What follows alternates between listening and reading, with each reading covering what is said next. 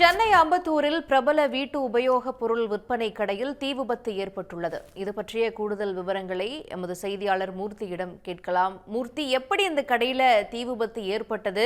இப்போ தீ அணைக்கக்கூடிய பணி எந்த அளவுக்கு இருக்கு? சென்னை அம்பத்தூர் பேருந்து நிலையம், ஓட்டி பேருந்து நிலையம் சொல்லுவாங்க.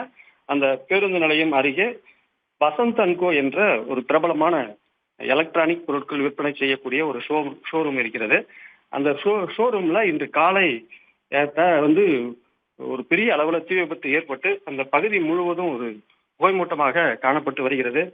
அதுல மின்கசிவு ஏற்பட்டு இருக்கலாம் என்று மின்கசிவு மூலமாக, அந்த எலக்ட்ரானிக் பொருட்களை சோதனை செய்யும் போது மின்கசிவு ஏற்பட்டிருக்கலாம். அந்த மூலமாக இது ஒரு பெரிய தீ விபத்து ஏற்பட்டிருக்கிறது என்று கூறப்படுகிறது.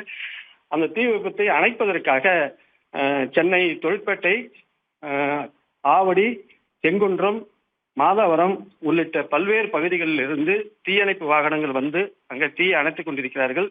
ஏறத்தாழ 2 மணி நேரமாக அந்த தீ இன்னும் அணைக்க முடியாமல் அது பெரிய விபத்தாக மாறி போயிருக்கிறது. அந்த சம்பவம் அம்பத்தூர் பகுதியில ஒரு பெரும் பரபரப்பான சூழ்நிலையை ஏற்படுத்தியிருக்கிறது.